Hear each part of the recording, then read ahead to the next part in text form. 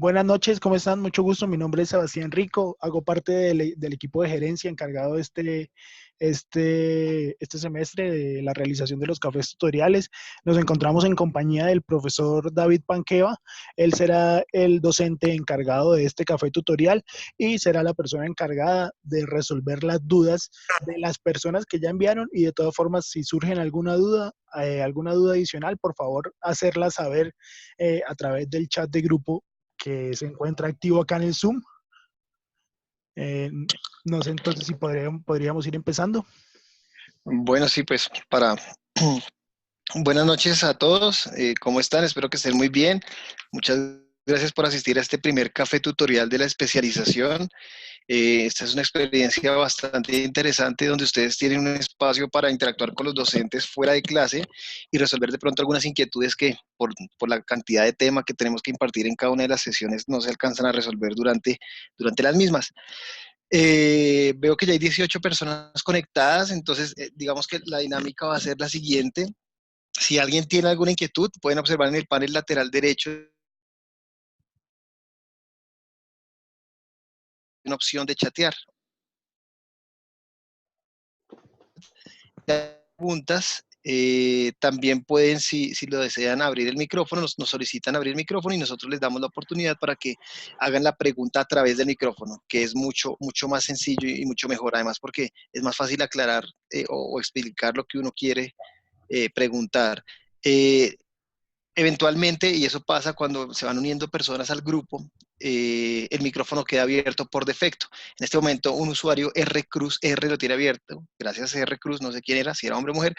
Yo les voy a ir diciendo porque a veces pues ese ruido de fondo no deja que los demás puedan escuchar y pues es involuntario en realidad, pero si yo detecto o Sebastián detecta, pues les vamos a ir diciendo de a poquitos, ¿bien? Y nada, pues yo creo que sin más preámbulos comencemos. Entonces, este es el primer café tutorial de la materia Fundamentos en Gerencia de Proyectos. Esta asignatura está a cargo de Jorge Alberto Osorio y a cargo mío también. Tenemos 4 grupos, cada uno tiene 2 de los grupos y vamos más o menos en el mismo punto. Bien, entonces les quiero sugerir, si así lo tienen a bien, que hagamos preguntas desde el inicio de la materia y hasta Project Charter. Listo, el primer proceso de la gerencia de proyectos que está en el área de conocimiento de integración, grupo de procesos de iniciación, proceso 4.1 en el libro, desarrollar el acta de constitución o Project Charter. Todas las inquietudes que hayan tenido en estas primeras 3 sesiones de clase, por favor manifiéstenlas por acá y con mucho gusto les serán aclaradas. La idea es no irnos más adelante porque pues las preguntas de más adelante de pronto se aclararán durante la clase. Todo lo que tenga que ver con gestión de interesados, que es lo que nos falta por explicar tanto a Jorge como a mí, identificación de interesados y toda la parte de gestión de la integración del proyecto con sus procesos en todos los grupos de procesos. Por supuesto, aparecerán más preguntas de control integrado de cambios, plan de configuración, plan de dirección, pero son temas que aún no se han tocado en clase. Entonces, sí deberíamos aprovechar esta sesión para hacer unas preguntas solo hasta donde vamos, si les parece bien, ¿ok? Tengo entendido, me acaban de compartir hace 5 minutos, los que llegaron temprano me escucharon a mí hablando con Sebastián, hace unos 5 minutos me compartió una serie de preguntas de personas que preguntaron previamente. Las conocí hasta hace un momento, pero cuando las leamos, las estaba leyendo, hay algunas inquietudes que tengo. Entonces, a medida que avancemos en las preguntas, si la persona está conectada, pues vamos resolviendo la pregunta, nos explica un poco a qué se refiere y pues podemos ir avanzando si les parece. ¿Listo? Entonces, habiendo dicho eso, Sebastián, pues iniciemos pues. Bueno, buenas noches, bienvenidos todos. Eh, Como ya bien saben, por favor, vamos escribiendo aquí en el chat de grupos si hay alguna pregunta adicional o si no, nos van informando para poder habilitar el micrófono y que nos terminen de formular las preguntas, que de pronto puede ser mucho más fácil también para ustedes. Bueno, Así es. la primera pregunta eh, de SP Valencia, aquí pues no me aparecen los nombres exactos, sino solo los correos, nos pregunta: tengo inquietud sobre la diferencia entre la gestión del plan de trabajo de manera iterativa y la incremental. Por otra parte, ¿cómo se deben gestionar los cambios de línea base en los planes de trabajo ágiles En mi organización tenemos una herramienta de gestión de proyectos que trabaja bajo metodología tradicional. Por tanto, los cambios de línea base se manejan con controles de cambio aprobados por el sponsor. Sin embargo, no debería aplicarse lo mismo con los proyectos ágiles. ¿Cómo se podría hacer en este caso haciendo uso de la misma herramienta? ¿Se pueden aprobar cambios de línea base permanentes? Ok, bueno, el estudiante Sabogal está presente en este momento. Sebastián, le voy a silenciar el micro, Sebastián Castro, le voy a silenciar el micrófono porque escuchamos como el noticiero ahí de fondo. Bueno, no está el estudiante, digo Valencia, SP Valencia, no sé quién sea, pero bueno, para responder a esta pregunta, lo primero es recordarles, muchachos, que en los primeros 3 capítulos del libro se habla sobre las definiciones básicas y dentro de estos capítulos encontramos un concepto llamado el ciclo de vida del proyecto. Bien, eh, sabemos que el proyecto tiene un ciclo de vida y tradicionalmente uno puede, digamos que hacer una división entre lo que es el ciclo de vida adaptativo y el ciclo de vida predictivo. ¿Listo? El ciclo de vida adaptativo es el ciclo de vida tradicional, por así decirlo. Básicamente, en los proyectos, la planeación adaptativa se encuentra cuando uno tiene mucha información, tiene una gran información del proyecto y uno lo que hace es, con base en esa información, hacer un plan y cuando uno ya tiene estructurado el plan, pues procede a ejecutar el proyecto con base en el plan elaborado. El problema es que, y lo hemos aprendido a medida que avanza el mundo, los proyectos tienen un gran componente variable y hay muchos cambios durante los mismos. Y gracias a los proyectos de software, que son los que más presentan un ciclo de vida adaptativo, es que se comenzó a hablar de las metodologías ágiles, ¿ok? Entonces, cuando hablamos de un ciclo de vida adaptativo, en el ciclo de vida adaptativo el foco no se pone el presupuesto, en las estimaciones, en el plan, sino que se pone en el problema que tiene el cliente para ser resuelto.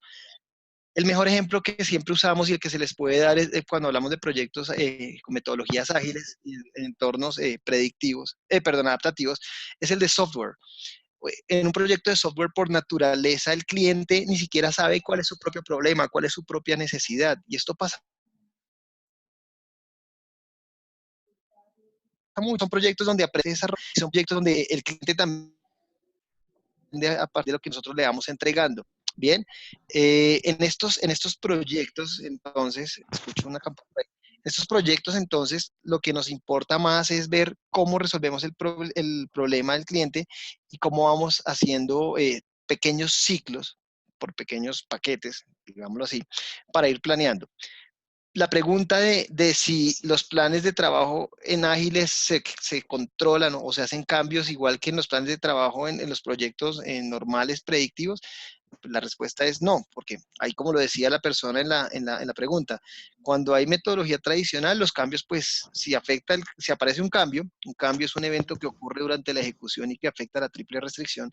Si aparece un cambio, pues obviamente se activa el proceso de control integrado de cambios, el comité de cambios decide si el cambio se aprueba, se rechaza o qué se hace con el cambio y una vez se toma una decisión, entonces se sacan nuevas líneas bases, se actualizan documentos y se socializa el cambio. Bien. Esto pasa en proyectos con ciclo de vida predictivo, donde tenemos una información preliminar bastante amplia y podemos tomar acción. En los adaptativos, pues no es así. En los adaptativos, en realidad, digamos, lo que uno busca hacer es pequeñas como iteraciones. De hecho, una de las metodologías ágiles más utilizadas es Scrum. Y ahí lo que uno hace es tener en cuenta 3 premisas fundamentales, ¿no? La primera es planear con base en pequeños paquetes y conseguir el producto mínimo viable. ¿Listo? Lo segundo es, en ese pequeño proceso de planeación y ejecución, tratar de eliminar todo lo que no añada valor. Y por último, si algo está saliendo mal, es decir, si hay oportunidades de mejora, pues de una vez paramos y miramos y corregimos. ¿Qué pasa con estos proyectos ágiles y por qué están tanto en software? Están mucho porque si el cliente supiera en serio lo que necesita y pudiera conseguirlo, va a la tienda y lo compra. Pero normalmente uno tiene una necesidad de un cliente, el cliente se la manifiesta a uno, uno la plasma en un papel y uno trata de construir eso. Cuando está el proceso de construcción desentregable, por así decirlo, el cliente puede encontrar que no necesitaba eso o lo necesitaba con otro requisito diferente y el proyecto se va construyendo a medida que se va ejecutando. Entonces, por eso hay muchos cambios, muchas variaciones y por eso pues la planeación y el seguimiento y control de un proyecto con ciclo de vida predictivo es totalmente diferente al de un ciclo de vida adaptativo.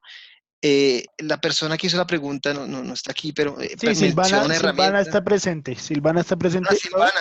no sé si Silvana, eres, necesitas que abramos el micrófono de pronto. yo sí necesito porque ella habla de una herramienta en su empresa y pues la respuesta que le iba a dar es que no conozco la herramienta, entonces no puedo darle una recomendación de si usarla o no usarla. Lo importante, Silvana, si estás escuchando, es que tengas muy en cuenta que una cosa es un proyecto donde todo se puede planear desde el comienzo, donde todo está perfectamente claro desde el comienzo y donde difícilmente va a haber cambios, ¿no? Y otra cosa muy diferente es planear o ejecutar un proyecto donde van a haber muchos cambios a medida que el proyecto se desarrolla. Entonces, mi consejo, Silvana, si estás oyendo, es que si son proyectos ágiles y intuyo que es una empresa de software, ¿cierto? Pues trates de enfocarte en el problema del cliente y la necesidad que se tiene que resolver no lo trates de gestionar como si fuera un proyecto predictivo, porque pues el modelo predictivo es demasiado rígido, es demasiado, sí, rígido, no es tan flexible y no se puede responder tan fácilmente a cualquier requerimiento, cualquier cambio, y si es un proyecto con altos componentes de cambio durante la ejecución del mismo, pues lo mejor es utilizar una metodología ágil. ¿Listo? Eh, eso es todo, pues, sobre esa pregunta. Vale. No, estaba intentando reiniciar el audio, pero no sé si Silvana sigue acá presente en Ah, este momento. ahí está, Hola, Silvana sí, Valencia. aquí Hola, estoy. Silvana, ¿cómo estás? Buenas noches, ¿cómo están? Bien, muchas gracias, ¿cómo estás?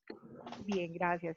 Sí, David, lo que sucede es que en la Cuéntame. organización tenemos como política que todos los proyectos de tecnología deben gestionarse en esa herramienta, que la nuestra es HP PPM, es una herramienta de Hewlett Packard. Ah, Silvi, Entonces, Keralty. sí. Ok, listo, ya. Entonces, el tema es que esa herramienta pues está diseñada para trabajar con metodología tradicional. Sin Predictiva. embargo, exacto, entonces ya hay algunos proyectos que se están trabajando con metodología ágil y en la herramienta solo te empieza a generar indicadores de como tal del plan de trabajo, a calcular el CPI, el SPI, el costo planeado, el ejecutado, el valor Sí, ganado. el Earth Value. Sí, una vez que tú generas línea base, ¿sí? Entonces, Ok. el No, pues mira que, inconveniente, no, claro, de cierta forma están utilizando un alicate para clavar un clavo y lo que se debería usar es un martillo. Estas herramientas robustas para modelos predictivos son muy buenas cuando uno tiene total información de todo lo que está ocurriendo, Silvi. ujú, El problema es que en tus proyectos, por lo que me cuentas, son proyectos en verdad con un entorno bastante cambiante, proyectos que cuando inician no se sabe o no se tiene simetría en la información ni claridad total sobre todos los requisitos, sobre todo lo que se va a requerir, sobre los atributos del entregable, etcétera. ujú. Por eso yo diría que es un proyecto más adaptativo que predictivo. Entonces ahí lo que hay es que utilizar metodologías ágiles. El problema de las metodologías ágiles, o no el problema, sino que las características de las metodologías ágiles lo que hacen es utilizar de pronto iteraciones. Entonces, ¿cuál es el ensayo? Nosotros aprendemos a medida que vamos acercándonos a la solución del problema y el cliente también aprende sobre su propio problema y su propio requerimiento. Entonces, por supuesto, si tú vas a hacer control, porque ya estás haciendo control sobre el plan, en un proyecto predictivo, pues es mucho más sencillo porque ya está desde el comienzo la línea base, al menos de la triple restricción, ¿cierto? Están las líneas base y tú les puedes hacer seguimiento y controla esas líneas y con base en eso tomar decisiones. Pero si es un proyecto ágil, pues no va a haber líneas bases claras desde el comienzo porque el proyecto va a estar cambiando todo el tiempo. Entonces, no conozco una herramienta, no sé, ni siquiera conozco la que tú me nombras, entonces no podría decirte, no, pues utilicen esta o aquella. Lo que sí les puedo decir es que deberían fortalecer al equipo de trabajo y certificarlos de pronto en Scrum o desarrollarles un curso de agilismo, de proyectos ágiles, para que se entienda la diferencia entre los dos tipos de ciclo de vida y con base en eso se puedan gestionar adecuadamente los proyectos dependiendo del tipo de proyecto que haya. No es lo mismo que Keralty diga voy a construir un edificio nuevo, un hospital nuevo, a que Keralty quiera poner un software para instalar hojas de vida en ciertas IPS y no tengan ni idea de qué se necesita y empieza un proyecto a cambiar y a cambiar, a cambiar y resultan entregando algo que jamás imaginaron que iban a entregar al principio. Entonces, es lo que te puedo decir, Silvana, sobre eso, en realidad. Vale, muchas gracias. No, Muchas a ti. gracias. Vale, Silvi. Bueno, Silvana. Bueno, otra de las preguntas que también venía bastante encaminada hacia el tema de las metodologías ágiles también. ¿Me podrían dar un ejemplo de las diferentes fases de un proyecto adaptativo y predictivo? Esta la Okay, pero formuló Asa Bogal. Asa Vogal, sí está por ahí. Bueno, igual digamos que ya hablamos las diferencias, ¿no? Al dar mi anterior respuesta establecí las diferencias entre cada uno de los tipos de ciclo de vida, ¿no? Entonces, pues Sí. ya sabemos que el adaptativo es cambiante, el predictivo pues no es tan cambiante, es más estático y se puede, digamos que gestionar como se gestiona un proyecto tradicionalmente, ¿no? Ah, ok. Igual Andrés ya dice que le quedó claro con la respuesta anterior. Ah, perfecto, Andrés. Vale, siguiente. Bueno, la siguiente pregunta. ¿El gerente de proyectos está en la capacidad de controlar los gastos indirectos de los proyectos, incluyendo su utilidad? ¿Hace parte de su alcance? Esta la preguntó A.D. Herrera. Bueno, Project Charter, muchachos. Entonces, en el Project Charter se empodera al gerente, ¿cierto? Entonces, yo les digo en clase que by the book, por el libro, eh, en el Project Charter lo debe elaborar el sponsor y es el documento a través del cual se empodera al gerente y se le asignan roles, responsabilidades y se le asignan atribuciones que puede tener durante el proyecto. Si se establece en el Project Charter que el gerente está en total capacidad de gestionar el presupuesto del proyecto y en el presupuesto encontramos que están los gastos indirectos, los gastos directos, ¿cierto? Está la línea base del costo y además está la reserva de gestión. Si se establece en el Project Charter que uno puede gestionarlo y manejarlo a su antojo, pues lo puede hacer. Si por el contrario el sponsor dice, usted, señor gerente, tiene que consultarme cada una de las decisiones, de las variaciones en el presupuesto que ocurre en el proyecto para ver qué decisión tomamos, pues la respuesta es no. Entonces depende de lo que le autorice a uno el Project Charter o no hacer, digo, el sponsor a través del Project Charter hacer o no hacer al gerente. ¿Listo? Entonces, cuando pregunta si hace parte de su alcance, infiero que me pregunta es si hace parte de su gestión o si puede hacerlo y la respuesta es que dependiendo de qué tanto poder le esté otorgando el sponsor en el Project Charter, pues el gerente puede o no puede hacer la gestión de estos gastos y bueno, en realidad el presupuesto del proyecto. Ok, vale, perfecto. No sé si la persona que formuló la pregunta se encuentra y le quedó claro. No, no está. No, no está. Bueno, sigamos entonces con la siguiente pregunta de las personas que ya las formularon previamente y ya miramos las preguntas que vayan surgiendo. Otra de las preguntas que R. Cruz RO pregunta, ¿qué diferencia tiene el ciclo de vida de un producto versus el ciclo de vida de un proyecto y cuáles serían sus ejemplos? Sus ejemplos, no, pues una cosa es el producto del proyecto, o sea, lo que entrega el entregable final del proyecto, y otra cosa el proyecto en sí. Entonces vamos a explicar. Recordemos que por definición, un proyecto es una iniciativa de carácter temporal, con un inicio y un fin y un entregable único, objetivo único, y que pues se puede elaborar de forma gradual. ¿Listo? Entonces, una cosa es todo el ciclo de vida del proyecto como tal, que puede ser tan complejo que puede subdividirse en subproyectos o fases, y otra muy diferente lo que entrega cada proyecto. Pongamos un ejemplo. El proyecto total puede ser construir un complejo deportivo para la ciudad de Bogotá. ¿Listo? Un complejo deportivo que se va a componer de un estadio de fútbol, un estadio de béisbol, una cancha de squash y 2 canchas de tenis. ¿Listo? Es el complejo deportivo para la ciudad de Bogotá. Todo ese es el proyecto. El ciclo de vida del proyecto, y por favor, no confundir ciclo de vida del proyecto con los grupos de procesos del PMBOK. Eso es un error muy común. Que la gente dice, el ciclo de vida del proyecto, inicio, planeación, ejecución, seguimiento y control y cierre. No. El ciclo de vida del proyecto va a ser todo lo que comprende la vida del proyecto desde su génesis hasta su fin. En este caso, el ciclo de vida puede ser la construcción de pronto por fases de la fase de la parte del estadio de béisbol, la fase del estadio de fútbol, la fase de las canchas de escuela.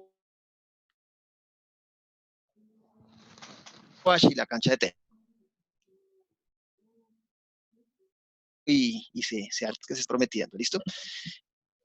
Si ese proyecto es tan complejo de gestionar, podemos dividirlo en pequeños subproyectos o en fases, ¿cierto? Entonces, la fase de las canchas de fútbol, la fase de la cancha, o el subproyecto de la cancha de fútbol, el subproyecto de la cancha de tenis, el subproyecto de la cancha de squash.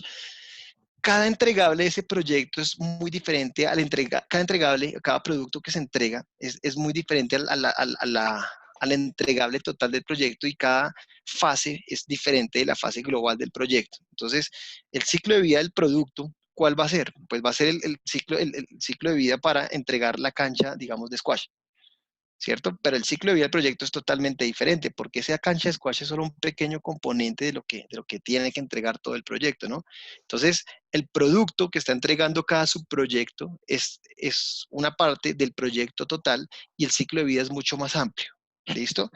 Entonces, así podemos ver cómo los productos que entrega el proyecto, que son varias canchas y estadios para el complejo deportivo, al final son diferentes al ciclo de vida total del proyecto, que abarca desde que se compró el predio hasta que se entregó funcionando el complejo deportivo.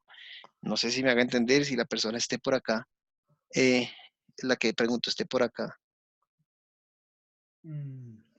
Bueno, igual él también formuló realmente dos preguntas. ¿Cuál es? La segunda pregunta es también cuándo o en qué fases los interesados de un proyecto tienen mayor influencia, y también cuál sería su ejemplo. No, pues la mayor influencia normalmente se da al inicio del proyecto, ¿cierto?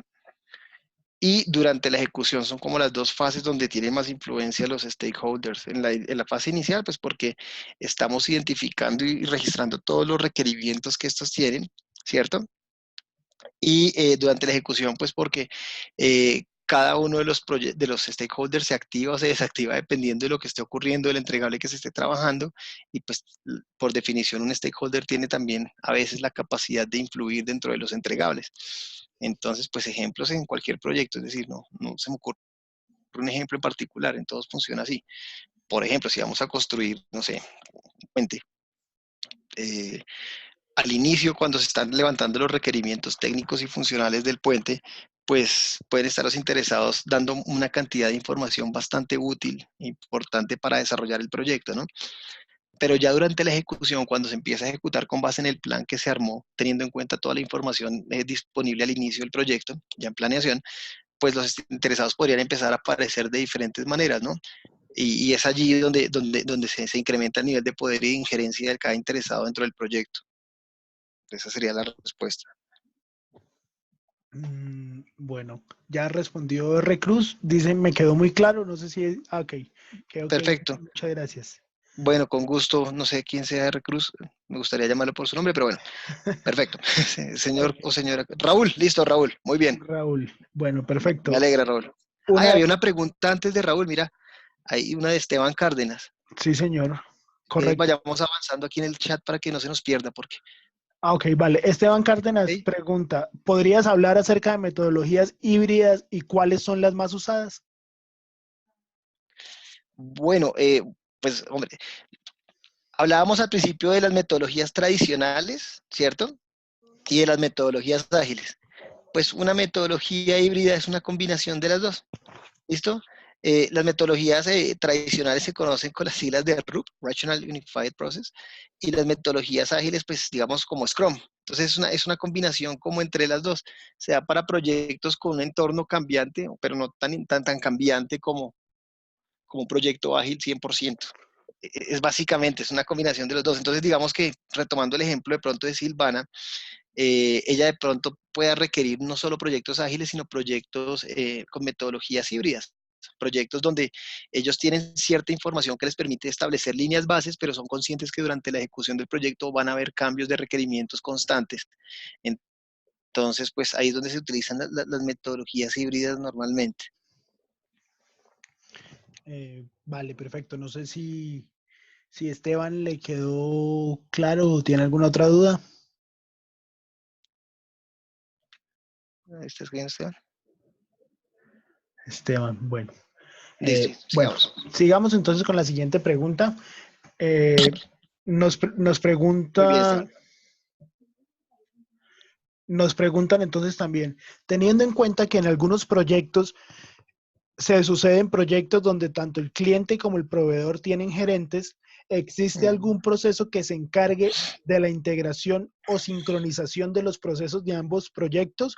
¿O qué práctica se debe seguir en este caso? R. Contreras pregunta esto. Si está presente, me gustaría aclarar o que me especificara la pregunta. Así por encima, entiendo que entonces. Sí, Ahí está. Bueno, ah, hola. ¿Qué hola, más? soy René Contreras, Ah, ¿cómo estás? ¿qué hubo, René? ¿Qué más? Bien, bien. Listo. Entonces, hágame Sí, la pregunta por acá mejor y la entendemos ok, un poco. vale. Digamos que lo que pasa es que a veces en algunos proyectos, cuando se están ejecutando, tanto cliente como proveedor designan un gerente de proyecto de lado y lado. Ujú. Entonces quería saber, alguno de los, bueno, de los 49 procesos que tiene el PMI, ¿hay algún proceso donde se dé esa sincronización entre el trabajo del gerente de proyecto de un lado, del proveedor y del gerente de proyecto del cliente? ¿O cómo es la, digamos, la buena práctica en ese sentido? No, digamos que ¿puede ponerme un ejemplo en específico? Digamos, estoy haciendo esto y está pasando esto, porque normalmente uno juega, siempre va a haber abogados de un lado y abogados de otro, gerente de un lado, gerente de otro, product owner de un lado, product owner del otro, ¿cierto? Un sponsor a veces está desde un lado, pero la empresa cliente tiene el propio personaje encargado de recibir el producto final, el otro lo origina. Entonces, quisiera entender un poco más si hay un ejemplo específico y con base en ese construimos la explicación. Bueno, digamos Porque, que, por ejemplo, en algunos proyectos licitatorios, por ejemplo, digamos que en el área de telecomunicaciones lo he vivido, digamos, ¿listo? en licitaciones en NTE, por ejemplo. Ujú. Bien, Eh, Cuando se inicia la ejecución del proyecto, después de que la empresa o el proveedor se gana la licitación, pues sí, digamos que empiezan una serie de reuniones y ETB nombra un project manager del lado de ellos y y pues el proveedor, él debe tener su propio project manager. Entonces lo listo. que pasa es que, digamos que aunque a pesar de que se arma un cronograma y bueno, digamos que de alguna manera se da un grupo de procesos de la planeación, ¿sí? Digamos Ujú. que al interior cada uno debería tener como su propia planeación, entendería yo, bueno, o eso es lo que quiero, como, o esta es la duda que me Listo. queda. ¿Y de Y qué lado está jugando usted, René? ¿Desde el lado de ETB o del proveedor que ganó la no, licitación el para hacerlo? proveedor. Listo. Entonces, desde su lado, usted tiene que hacer una adecuada identificación de interesados y el gerente que nombren allá, que allá puede llamarse gerente de proyectos de ETB, para usted va a tener un rol específico en su proyecto. Puede ser de sponsor, puede ser de interventor, puede ser de cliente, ¿sí?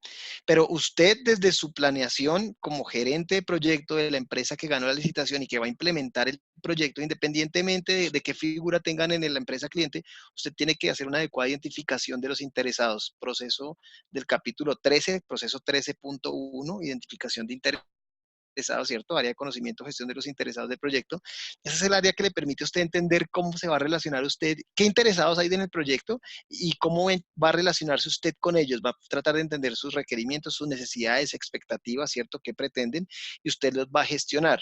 Entonces, lo que usted debe hacer es coger el proyecto, ¿cierto? Que usted se lo ganó y hablar con los de ETB. Que en ETB ese señor, ese personaje se llame allá gerente de proyectos. Perfecto, eso es problema de él. Usted lo que tiene que tener claro desde el inicio es con quiénes se va a relacionar. Segundo, usted debe establecer en planeación un alcance adecuado, debe entender perfectamente ese cliente, porque yo lo veo como un cliente, así sea ya se llame gerente de proyectos y René sea el gerente de proyectos de la empresa que ganó la licitación. eh, yo veo que para mí ese gerente de proyectos de ETB funciona como cliente. Es un tipo que sabe de proyectos, que conoce los intereses de su compañía, que le asignó a usted una tarea y que le va a explicar a usted cómo quiere y de qué manera y en qué tiempo y con qué características quiere dicha tarea. ¿Me hago entender? Entonces, lo que René debería hacer es comenzar a interactuar con ese personaje, entender qué posición tiene, además identificar el grado de poder que tiene dentro de su proyecto, el grado de interés que por lo visto es alto, y tratar de identificar y aterrizar muy bien las expectativas, necesidades y requerimientos de ese cliente. Yo lo veo como un cliente, como alguien que le está pidiendo a usted que haga algo para después utilizarlo en la propia empresa. ¿Sí me hago entender? Entonces, digamos que muchas veces uno dice, no, allá también hay un gerente, ¿cómo así hay dos gerentes? No. De hecho, el tipo lo que va a estar es revisando todo lo que usted haga o entregue o no entregue y lo va a tener que alinear él dentro de ETB, con los objetivos estratégicos de su organización de ETB, y él va a tener que garantizarle a la empresa para la cual trabaja que usted va a entregar lo que él se le paga por entregar. Entonces yo lo veo como un cliente, ¿cierto? Como un Ajá. cliente que está tratando de darle a usted luces sobre lo que usted tiene que entregar. Y un cliente con visos de sponsor, inclusive, porque el que está originando el proyecto es ETB. Y seguramente este personaje le estará diciendo a usted muchas cosas de lo que necesita y no necesita, y seguramente tendrán que establecer ambos una relación de cooperación bilateral, una relación de mutualismo, nada de subordinación, sino una relación de construcción en equipo para que pues, pueda salir el proyecto adelante. Es la forma como lo veo a través de este ejemplo, ¿listo? Ok, ¿Sí vale, me hago listo. entender? ¿Fui claro? Sí, sí, sí, me queda claro. Muchas gracias, David. Perfecto, René, me alegra. Muy bien. Vale. Listo. Sebas. Listo, perfecto. David Herrera pregunta, ¿se pueden combinar metodologías ágiles como Scrum Master en los ciclos de vida de proyectos? En los ciclos de vida de proyectos. Pues de poderse combinar sí se pueden, pero si es un proyecto evidentemente adaptativo, pues hay que usar metodologías 100% ágiles. ¿Sí? Es lo que le pasaba a Silvia hace un momento. Ella me decía, pues yo estoy tratando de hacer seguimiento y control con metodologías no tradicionales para un proyecto predictivo, pero en realidad son proyectos ágiles que no me permiten establecer líneas bases desde el comienzo. Entonces, dependiendo qué tan ágil sea el proyecto y qué tan cambiante sea, pues se podrá combinar o poner metodologías híbridas, pero normalmente el mismo proyecto le va indicando a uno, la característica del proyecto le indica a uno qué metodología usar, ¿no? Porque si es un proyecto con cero información al inicio, cero posibilidad de predecir alguna característica, algún entregable o cualquier cosa, pues básicamente ya nos obliga automáticamente a utilizar una metodología ágil, por lo que es un proyecto adaptativo. Sí, porque como lo decía Silvi, por ejemplo, no podemos establecer una línea base de alcance de tiempo y costo de triple restricción, pues porque no tengo la información suficiente para establecerla. Si no tengo la información suficiente para planear desde el comienzo, pues de ninguna manera voy a poder usar metodologías para ciclos de vida adaptativos, pues porque no tengo la información, no tengo la posibilidad de predictiva, perdón, no tengo la posibilidad de predecir desde el comienzo cómo va a ser, hacer mi plan juicioso para después ejecutar el plan. Después tocaría hacer metodologías ágiles de una vez, David, que es quien está preguntando esto. Ujú. David, ¿le quedó claro la respuesta? Ah, sí, ok. Qué excelente ejemplo. Ah, bueno, muy bien, David, tocayo, muy bien. Marta Zuleta nos pregunta, ¿cómo Marta. delimito a los interesados en un proyecto? No sé si Marta creo que se encuentra en este momento. Voy a abrir el Sí, micrófono de pronto por Marta, si por ella favor, puede. ¿a qué te refieres con delimitar?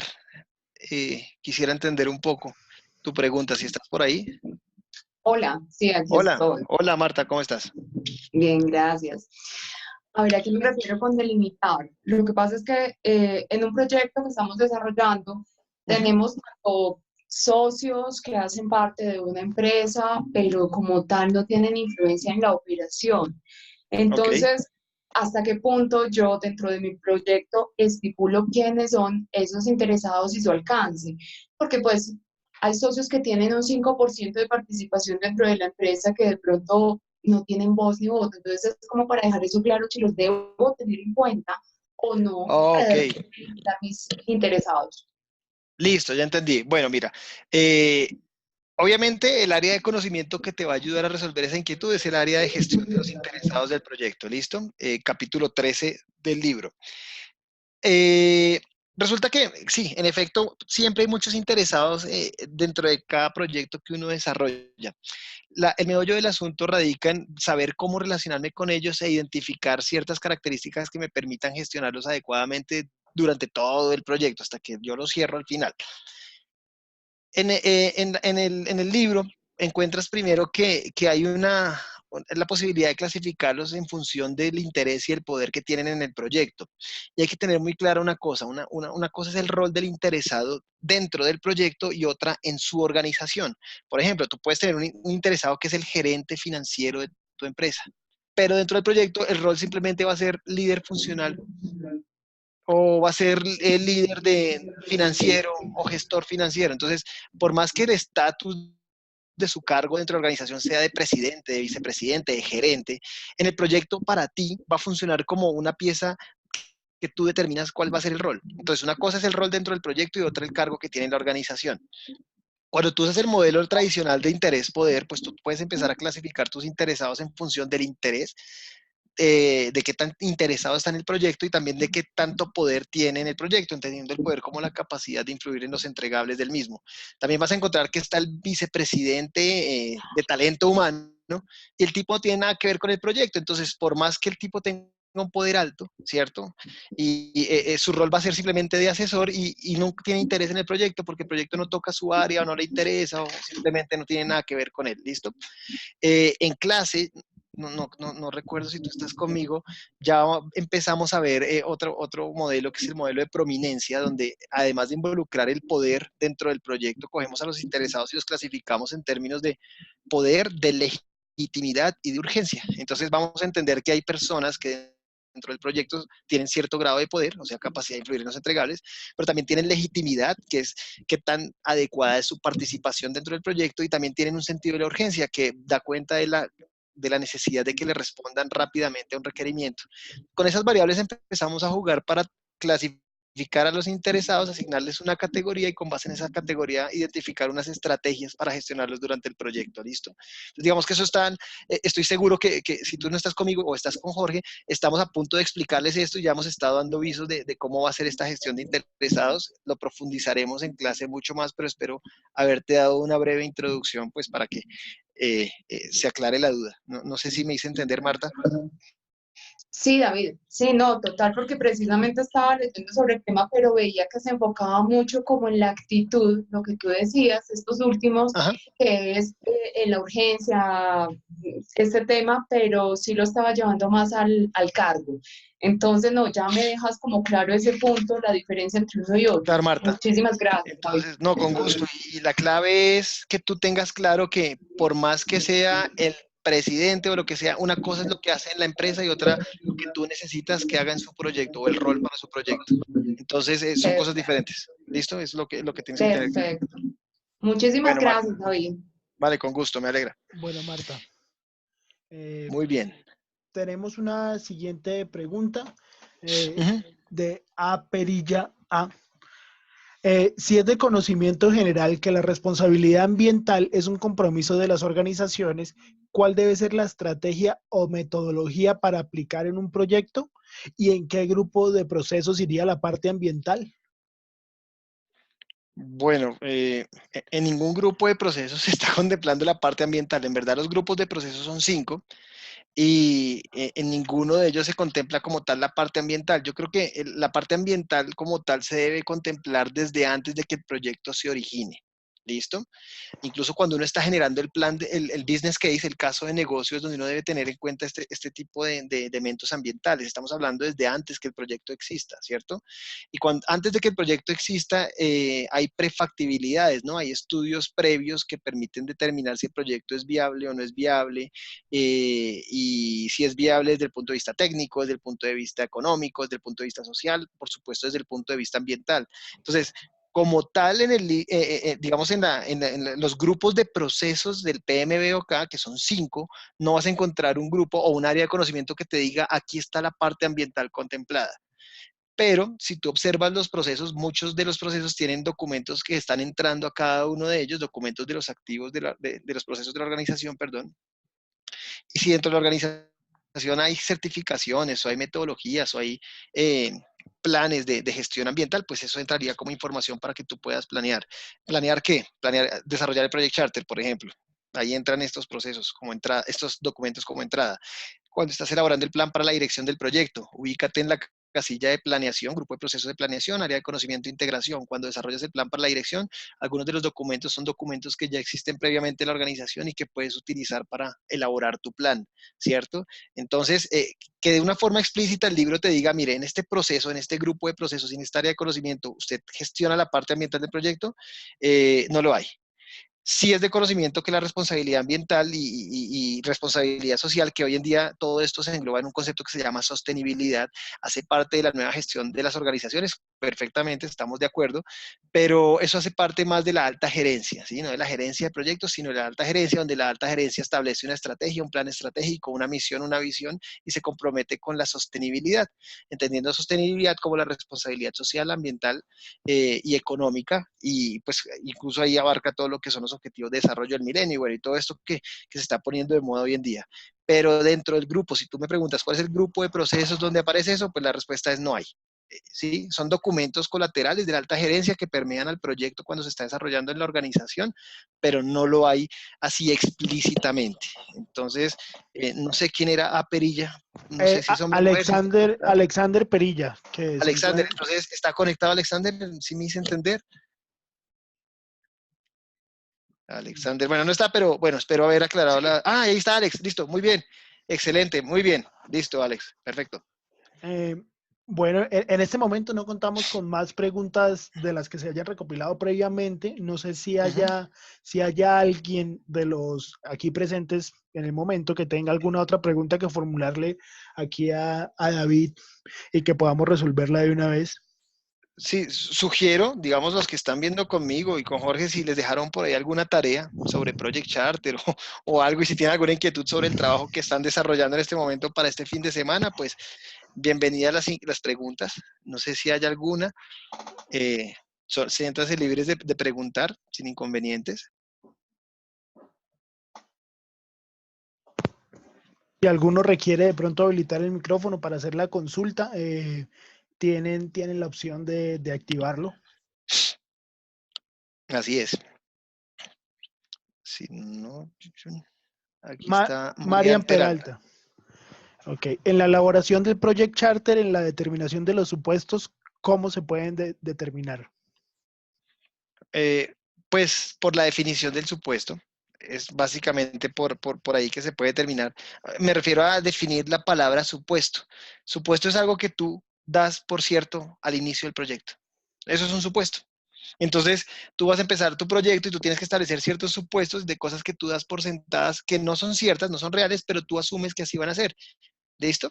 Entonces tú puedes poner supuestos y se encuentran cuando tú miras varios project charters. No sé, espérate, miro tu nombre. ¿Juliana? ¿Es que es? Marian, no, no, tú no estás conmigo en clase. Digamos, pero digamos, cuando veas varios project charters, tú vas a encontrar que los supuestos son cosas que se dan por sentadas. Por ejemplo, supuestos comunes que uno encuentra en un project charter.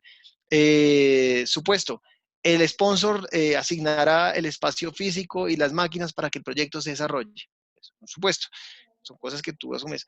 No sé, supuesto, la TRM no va a cambiar y va a llegar a un máximo de 3.200 pesos. Eso es un supuesto y además bastante riesgoso porque no es cierto, pero yo estoy suponiendo una TRM fija de 3.200 y con base en ese supuesto yo digo que voy a planear todo el costo de mi proyecto y el problema es que después fluctúe hacia arriba y se convierte en un riesgo en vez de fluctuar para abajo y convertirse en una oportunidad, ¿no? Y se me encarece el proyecto porque yo supuse algo que no era cierto, pero yo lo planteé en el Project Chart y dije, supongo una tasa mínima una tasa de representación de 3.200, entonces representativa al mercado de 3.200, entonces pues esos son los supuestos, ¿bien? ¿Cómo lo determinas? Pues cuando normalmente no tienes claridad sobre lo que va a pasar, como en este caso la tasa de cambio, pues tú tienes que suponer cosas, y pues así es que se van escribiendo. Muy bueno, Ya vale. respondió, perfecto. Bueno, muy bien, Marian, me alegra. ¿Hay alguna otra pregunta? Si alguno tiene de verdad alguna duda respecto a los trabajos, Javier Casas pregunta, o sea que los supuestos son los riesgos tanto positivos como negativos. No, pero Javier, de los supuestos es que más adelante empezamos a tratar de identificar los riesgos, ¿sí? Muchas veces de un supuesto son la pista inicial para yo entender de dónde podría ir saliendo un riesgo, ¿bien? No son necesariamente, porque pues no le puedo decir que siempre de un supuesto va a salir un riesgo, pero sí son un buen insumo de información los supuestos iniciales que establecen en el Project Charter, para que cuando yo esté haciendo mi plan para la dirección y armando el plan subsidiario de gestión de los riesgos del proyecto, yo tome esa información del Project Charter, tanto los riesgos preliminares identificados en el Project Charter como los supuestos establecidos, como insumo para tratar de identificar más riesgos. ¿Listo? Pero, y claro, sí, si se logra identificar el supuesto, como el ejemplo que yo di de la TRM, que coincidencialmente sí es un supuesto que se convierte en riesgo posteriormente o en oportunidad, pues sí, pero hay supuestos que no. Entonces, pues hay que tener cuidado, sí los debemos leer y utilizar como insumo de información para hacer nuestro plan de riesgos del proyecto, pero no lo asumamos como una ley universal que de cada supuesto va a salir un riesgo. Así como de un supuesto podrían salir varios riesgos, puede que no salga ninguno. ¿Me hago entender? Listo. Bueno, Muy bien, Javier. perfecto. Vale. ¿Hasta qué hasta qué capítulo del PMBOK nos recomiendan leer para la próxima clase? Ferney es de los míos, uno de, ponle. ¿Hasta qué capítulo les recomiendo? Pues hasta el cuarto. ¿Listo? Hasta el cuarto, hasta gestión de la integración del proyecto. Hasta ahí y párenle muchas bolas a la parte del plan de dirección y el control integrado de cambios, sobre todo. ¿Listo? Que yo voy a dar la explicación en clase, quiero que lean con detenimiento esos dos procesos, ¿no? Desarrollar control integrado de cambios, que está en monitoreo y control, capítulo 4, y en el grupo de procesos de monitoreo y control, y el plan de dirección del proyecto, que está en el grupo de procesos de planeación, en el área de conocimiento e integración. Bueno, vale. Ya como para ir cerrando, pregunta Erika Rincón, ¿qué papel tienen los repositorios en los proyectos? Listo. Hola Erika, ¿cómo estás? Pues mira, un repositorio, si te refieres a un repositorio de información, cumple un papel muy importante y es documentar cualquier cantidad de información que se pueda tener y alojarla en un lugar donde se pueda consultar fácilmente para que facilite la gestión del gerente. ¿Qué ocurre con los repositorios de información? Que incluso en esta nueva versión del PMBOK aparece un proceso que se llama gestionar el conocimiento del proyecto. Resulta que los proyectos muchas veces se ejecutan en las organizaciones, se ejecutan proyectos de características similares, ocurren cosas similares entre proyectos, pero si no hay una documentación juiciosa y una gestión adecuada de conocimiento y se aloja este conocimiento en un repositorio de información de fácil consulta y acceso para todos los personajes que hacen proyectos en la organización, pues lo más probable es que si hay errores comunes se sigan cometiendo y se seguirán cometiendo y esto causa reprocesos, demoras y por supuesto sobrecostos. La idea de los repositorios es que se pueda dejar en ellos tanto la información de proyectos pasados para facilitar la gestión de proyectos presentes, como la información necesaria para el Project Team en el caso de la ejecución del proyecto. Entonces puede haber también allí información en tiempo real, de consulta en tiempo real para los proyectos que están en curso dentro de la organización. Es básicamente la función de los repositorios de información, si a esos a los que te refieres. Ok, bueno. No sé si a Erika le quedó claro la duda. Bueno, que si pregunta, que si es como una bitácora del proyecto. Pues si lo quieres llamar bitácora, sí, podría ser, pero no es exclusivamente el proyecto en ejecución, puede ser de otros proyectos que ya hayan pasado que te sirvan a ti para poder gestionar adecuadamente tu proyecto. Digamos que funciona en dos vías, en la línea del tiempo, hacia atrás, hacia adelante y en el presente inclusive. Bueno, David, muchas gracias. Agradecemos a todos los asistentes. Por favor, este fue nuestro primer café tutorial de fundamentos de proyectos. La semana que viene tendremos el primer café tutorial de trabajo de grado con Jorge Alberto Osorio. Mil gracias a todos de verdad por su asistencia. Por favor, si pueden informarle a más compañeros para el próximo café tutorial, es un placer para nosotros tenerlo. Lo mismo las dudas, si por favor las pueden enviar antes para que se pueda preparar un poco más los temas con más tiempo de anterioridad, también se los agradecemos. Eso, bueno, pues sí, muchachos, muchas gracias por haber asistido. La verdad estuvieron muy participativos, los felicito.